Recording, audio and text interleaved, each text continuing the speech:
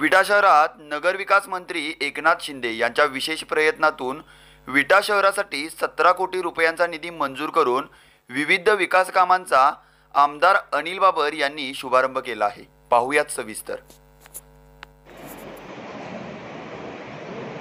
दर्जाबद्दल सांगितलं, रस्त्याबद्दल सांगितलं, आता कोणाला सांगायची भया गरज नाही।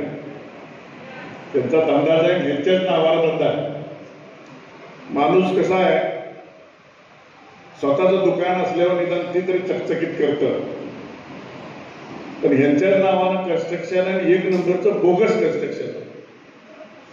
सुखदेवांना माझा अपार्टमेंट आहे, तिथं रस्ता यांनी धरला, काय सांगायचं तुम्हाला। आता भावांच्यामुळे यांची किमान 4-5 वर्ष दुकानदारी बंद पडेल, कारण जे झाले रस्ते ते काही उघडणार नाहीत, डांबरी कुठनं निघून जाणार नाही, पुढच्या वर्षी यांना धराय काही जमणार नाही। त्यामुळे बऱ्यापैकी भाऊ तुम्ही त्यांच्या दुकानदारीवर आळा घातला, त्यामुळे थोडीशी झटपट झाली, नाही असं नाही। पण या विट्यामध्ये लोक नंदू पाटील म्हणले की अजून दहशतीखाली आहे। आता तुमच्यासारखं पाटील आम्ही सगळे घेतलाय, तरी सुद्धा दहशत म्हणजे अवघड आहे का? आणि त्यातल्या त्यात आता आपण म्हणजे आम्ही, नाही तर तुम्ही म्हणाल लगेच माझा प्रवेश घेतला काय, आम्ही आता शिवसेनेच आहे, त्यामुळे दहशतीचं आमचं फार जुनं नातं आहे। त्यामुळे आता दहशत आपली असली पाहिजे, दुसरी कुणाची नाही। मी कार्यकर्त्यांना एक सांगतो, 2 वर्षाच्या या कोरोनाच्या काळानंतर आपण या ठिकाणी एकत्रित आलोय। निवडणूक आज लागेल की उद्या लागेल अशी परिस्थिती आहे।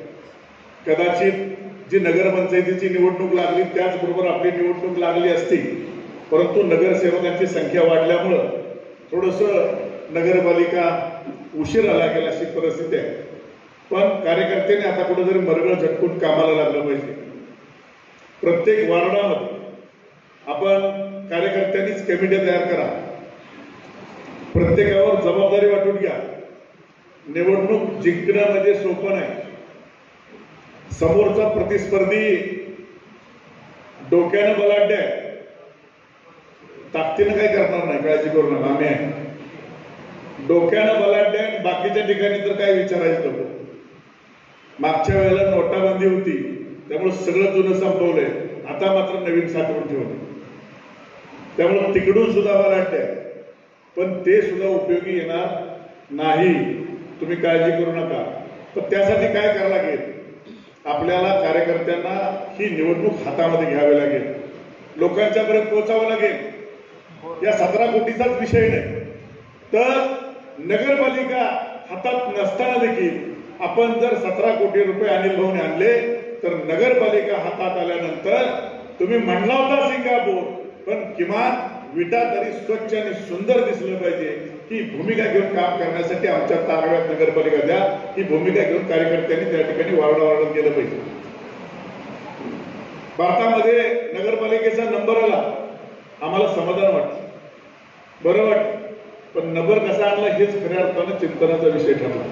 कारण सावरकर नगरमध्ये मला वाटते एक गटारीचा प्रश्न दाखवला होता ना, सांडपाणी रस्त्यावर साठले, सावरकर नगरमध्येच ना। आता ती सुद्धा टीम कशी मॅनेज केली माहित नाही, सगळंच मॅनेज जमतेच नाही, ती सुद्धा टीम कशी मॅनेज केली, खऱ्या अर्थानं हा चिंतनाचा विषय आहे। नगरपालिकेला बहुमान मिळाला, आम्हाला आनंद आहे, त्याच्याबद्दल दुमतच नाही। पण ज्या उपनगरामध्ये लोक राहतात, जी तुम्हाला मदत करतात, जी तुम्हाला मतं देतात, त्या सुद्धा उपनगरातल्या लोकांच्या विकासाकडे तुम्ही त्या ठिकाणी दुर्लक्ष केलं नाही पाहिजे, असं माझं मत आहे। त्याही ठिकाणी विकास पारदर्शी झाला पाहिजे, मग तो गटारीचा प्रश्न असो, आरोग्याचा प्रश्न असो, आणि कुठला प्रश्न असो, प्रत्येक ठिकाणी नगरपालिकेने सेवा दिली पाहिजे, या मताचा मानणारा मी कार्यकर्ता आहे। पण भाऊ, आता तुम्हाला नगरपालिकेत लक्ष घालावं लागेल। नगरपालिका आता जरी आपल्या ताब्यात नसली, तर नगरपालिकेतली एजंटगिरी मोडीत करायला लागेल, कारण त्याच्या लाभार्थी मी सुद्धा, माझी एक फाईल होती, ती फाईल एनओसी साठी पाठवली सुखदेवांना, तिथं बसलेला बाहेरचा कार्यकर्ता म्हणतो वाढव भेटून आले का, म्हटलं काय त्याच्यात कामाला, म्हणजे मैदान सैल होणार, एवढी लाचारी आणि एवढी बेकारी त्या ठिकाणी नगरपालिकेत दिसल्या. भाऊ, अशा कार्यकर्त्यांची यादी आता आपण तयार करूया आणि एकनाथ शिंदेच्या जवळ बसून हे खऱ्या अर्थानं वाड्यावर ठेवण्याच्या लायकीचे आहेत, त्यांना तिकडे पाठवून देऊया. हे इथं काम करण्याच्या मापाचे नाही. त्यांच्या घरी पाणी भरणारी माणसं अधिकारी ठेवतो, त्यांच्या घरी पाणी भरणारी माणसं अधिकारी, आणि तिकडे जाणं भांडी घालून त्यांची आमच्या भास काय जाते. तो निदान येणाऱ्या माणसांची कामं तर तुम्ही त्या ठिकाणी चांगली केली पाहिजे. 9 मीटरचा रस्ता असल्याशिवाय बांधकाम परवानगी देत नाही. 9 मीटरचा रस्ता असल्याशिवाय बांधकाम परवानगी देत नाही. बरोबर काम होतं. लेआउट देताना 9 मीटरचा, अंतिम देताना 9 मीटरचा, आणि बांधकामाची फाईल आली की अधिकारी म्हणतात नाही नाही तुझे तिथं 9 मीटर रस्ता नाही, बांधकाम परमिशन देता येत नाही. खरं लेआउट अंतिम काय तुझ्या बांध दिला, कुणी दिला? तुम्हीच दिला ना. आणि मग तिथे रस्ता बघितल्याशिवाय दिलाच कसा? म्हणजे लेआउट द्यायचा, अंतिम द्यायचा, आणि बांधकामाची परमिशन आली की अडवून ठेवायचं का? ठोक्यात टाका. खरं देवळाच्या बाहेर जाऊन बसा ना. एवढी लाचारी जर तुम्हाला लागली असली तर देवळाच्या बाहेर टावे टाकून बसा आणि उघडपणे मागा ना. म्हणजे इतकं लुटण्याचं काम या ठिकाणी सांगितलं. भैयाने सांगितलं हॉस्पिटल. अहो भैया, विट्यामध्ये हॉस्पिटल उभा करायचं सोडा, पण जे नगरपालिकेनं हॉस्पिटल कोविडच्या काळामध्ये उभा केलं त्यात किती खाल्लं ते बघा. अरे आम्हाला वाटलं होतं हे विट्यानं नगरपालिकेनं चालू केलेलं हॉस्पिटल लोकांना मोफत सेवा देईल. अरे त्याच्यात सुद्धा लोकांना पैसे मागायला द्यायची तक्रार झाल्यावर तुमच्यावर वेळ आली. इतके विनापूर्वीचे तुम्ही. म्हणजे मेलेल्या टाळवरचं सुद्धा लोणी खायचं काम करता.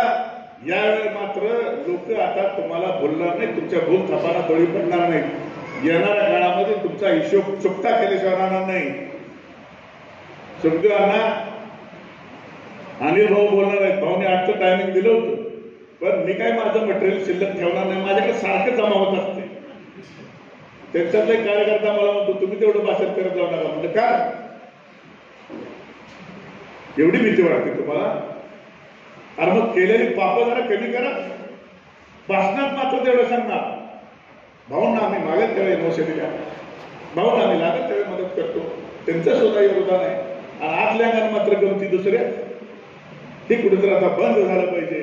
म्हणून मित्रांनो, नुसतं टाळ्या वाजवून चालणार नाही, तर येणाऱ्या काळामध्ये आपल्याला या महिन्या 2 महिन्यामध्ये भैयाना सुद्धा मी सांगेन, भैया वाढ वाढ आपल्याला नियोजन करावं लागेल. अहो ह्या हाती उचलून टाकायचं म्हणजे सुखाचं नव्हतं. नुसतं हात लावून ढकलून चालणार नाही. तळात न उचलायचा, फेकून द्यायचा. नुसतं हात लावून चालणार नाही. आपल्याला जर खऱ्या अर्थाने या विट्याच्या निवडणुकीमध्ये जर विजय संपादन करायचं असेल आणि येणाऱ्या काळामध्ये चांगल्या माणसाच्या हातात जर आपल्याला नगरपालिका द्यायची असेल आणि विट्यातलं एजंटगिरीचं राजकारण, नगरपालिकेतलं एजंटगिरीचं राजकारण तुम्हाला आम्हाला जर संपवायचं असेल तर आपल्याला नगरपालिकेमध्ये बदल हा करावाच लागेल. त्याशिवाय पर्याय होणार नाही. आणि म्हणून नंदू पाटील घसा लवकर बरा करा. कारण बोलणारी माणसं पाहिजे. आणि तुम्ही म्हणजे आम्ही भेट नाही, नाहीतर तुमचाच घसा बसला आमचं कसं व्हायचं. त्यामुळे येणाऱ्या काळामध्ये आपल्याला मित्रांनो ही निवडणूक सिरियस घ्यायची आहे. कारण मगाशी सांगितलं अण्णांनी सगळ्या तालुक्यात पाणी खेळले, सगळ्या मतदारसंघात पाणी खेळले, पण विट्यात पाणी. अहो बंधाराचा एवढा मोठा आडवाईने घातलाय बांध, विट्यात पाणी येऊन दिलं झाली ती. पण आता पाणी ह्यांचा बांध फोडून हात आणायचं आणि विट्यात सगळं स्वच्छ करायचं. एवढं डोक्यात ठेवा सगळ्या कार्यकर्त्यांनी. आणि बोलायसारखं भरपूर आहे, बोलायचं पण भरपूर आहे, पण निवडणुकीमध्ये जी रंगत आहे ती आता रंगत नाही. त्यामुळं येणाऱ्या काळामध्ये विटा नगरपालिकेमध्ये भाऊ खरं तर जिल्ह्यामध्ये आपल्या बऱ्याच नगरपालिकेची निवडणूक लागणार आहे, पण खऱ्या अर्थानं सगळ्या निवडणुकीचं लक्ष हे विटा नगरपालिकेत राहणार आहे. आणि या विटा नगरपालिकेमध्ये आपल्याला अनेक योजना, अनेक विकास निधी, जसं भैयाने सांगितलं की नाट्यगृह आटपाडीला आणलं भाऊनी. पण भाऊ माझी विनंती आहे तुम्हाला, आता त्यांची वाट बघत बसू नका. कारण ह्यांची नाटकं ही नगरपालिकेत चालतात, पण आपल्याला चांगली नाटकं बघायची आहेत. त्यामुळं आपल्याला नाट्यगृह विट्यात सुद्धा एक चांगल्या दर्जाचं नाट्यगृह आपल्याला बांधावं लागेल ते बांधण्याच्या दृष्टिकोनातून तुम्ही त्या ठिकाणी प्रयत्न करावा अशी विनंती मी आपल्याला करतो.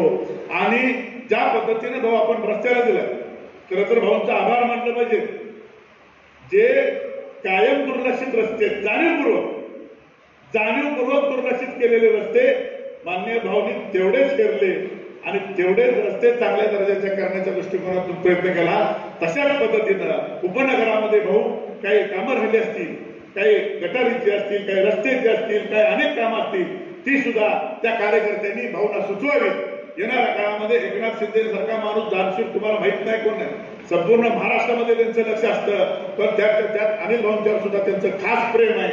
कारण एवढा अनुभवी नेता, एवढा माहिती असलेला नेता आणि सर्वांना समान न्याय देणारा नेता म्हणून अनिल भाऊंची त्या ठिकाणी ओळख आहे. त्यामुळे भाऊनी शब्द टाकला तर 100% एकनाथ शिंदे नाही म्हणत नाहीत ही सुद्धा आम्हाला माहित असल्यामुळं आपण कार्यकर्त्यांनी आपापल्या भागामध्ये काही वंचित कामं राहिली असतील ती सुद्धा भाऊंना सुचवावी आणि त्यांच्या भरोश्यावर न बसता आपण ते कामं येणाऱ्या काळामध्ये पूर्ण करण्याच्या दृष्टिकोनातून प्रयत्न करूया.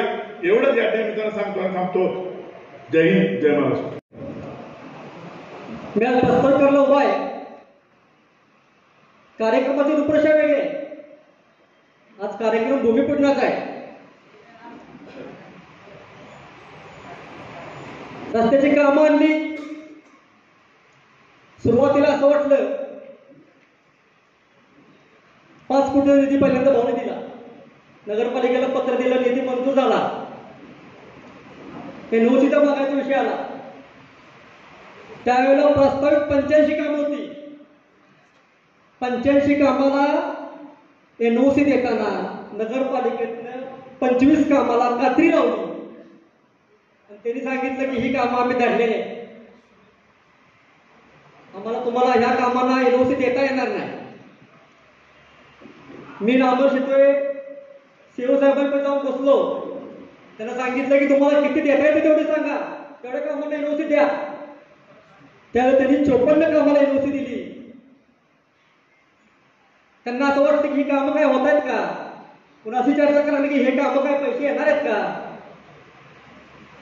पण आज चित्र वेगळं आहे.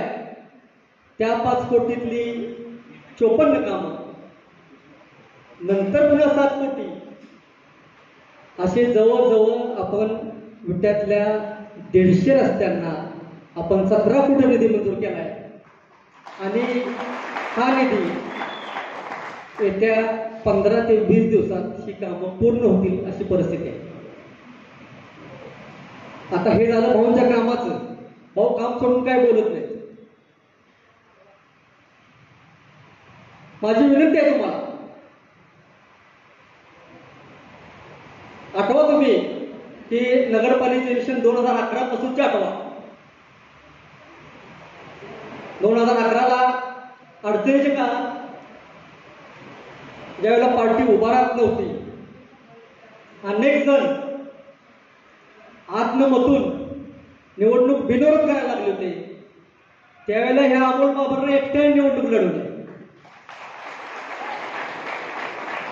कदाचित त्यावेळेला माझा पराभव झाला, पण तुमच्या सारख्या सर्वसामान्य लोकांची पार्टी उभा राहिली. जे दडपशाही होती ती 5 वर्षात कमी झाली. त्याच्यानंतर 2016ची निवडणूक लागली. तुम्हाला माहित आहे की आपण ताकदीने लढलो. मी माझ्या स्वतःच्या पत्नीची उमेदवारी केली, ती केली तुमच्यासाठी केली आणि तुमची सगळ्यांची साथ असताना थोडक्यामध्ये आपला पराभव झाला. मी आणि अमर शितोय हे 2 नगरसेवक तुमचे प्रतिनिधीचं काम करू लागलो. आता चर्चा काय करायची, काय काम केलं 5 वर्षात, काय त्यांचं आमचं जो होतंय. मी आणि अमर शितोयनं जे त्यांना नगरपालिकेत विरोध केलाय त्या सर्वांची रेकॉर्ड कागदपत्र माझ्याकडे आहे, अमर शितोयांच्याकडे आहे. योग्य वेळ आल्यानंतर जे लोकांसमोर मांडायचं आहे ते मांडणारच आहे. माझी तुम्हाला विनंती एवढीच आहे की दिशाभूल करायची आणि चर्चा करायची ह्या गोष्टीला आपण बळी पडता कामा नये. अमोल बाबत आज हे सांगतो, उद्या निवडणूक लागणार 2 महिन्यात, कधीही कुठेही कुठल्याही वार्डात कुणी रिंगणार त्याला अमोल बाबत तयार. माझी तुम्हाला विनंती आहे की कुठल्याही भूलथापांना आमिषाला किंवा चुकीचं सांगतात त्याला बळी न करताना कार्यकर्त्यांनी आपण निवडणूक लढवायची आहे. आपण आपली पार्टी असू द्या किंवा जे आपल्याबरोबर येतील विट्यातले कुठल्याही पार्टी असू द्या सर्वांना बरोबर घेऊन निवडणूक लढवायची आपल्याला. आणि निवडणूक ती लढवायची नाही तर निवडणूक इथं परिवर्तन करून दाखवायचं. माझी विनंती आहे कार्यकर्त्यांना की 17 कोटी निधी भाऊने दिलाय. कदाचित अजून निधी मिळेल. पुढचे 3 वर्ष सरकार आपलं आहे. कदाचित वर्षाला 17 कोटी मिळतील. पण हा निधी देतोय तुमच्यासाठी. तुमच्या कार्यकर्त्यांनी जी तुम्ही कामं सांगताय ते ताकदीनं पूर्ण व्हावं ही त्यामागची भावना आहे. त्या भावनेतनं एकच गोष्ट आहे की तुम्ही सुद्धा ताकदीनं तेवढ्या ताकदीनं नगरपालिकेला कार्यकर्त्यांनी जेवढं पार्टीच्या मागे उभं राहिलं पाहिजे त्या निसंकोचपणे कुठल्याही शंका निशंका डोक्यातनं काढून तुम्ही ताकदीने उभे राहा. मला खात्री आहे की त्यात तुम्हाला वेगळं चित्र दिसेल. आणि जे नगरपालिकेच्या इलेक्शनचं बोलायचं आहे जे काय बोलायचं आहे ते मी आता योग्य वेळ नाही त्यावेळेला मी तुम्हाला ज्या गोष्टी बोलायच्या आहेत जे सांगायचं आहे ते सर्व अशा प्रकारे सांगेन की तुम्ही तोंडात बोट घालून बसा. मी आज तुमचा जास्त वेळ घेत नाही. आपले बरेच वक्ते बोलणार आहेत पण मी तुमच्या सर्वांचा आभारी आहे. आणि इथं मी आलेल्या सर्व नेते मंडळीचं स्वागत करतो. आणि तुम्ही इथं वेळ देऊन बहुमोल सहकार्य देऊन आलात त्याबद्दल तुमचे आभार मानतो. जय हिंद जय महाराष्ट्र.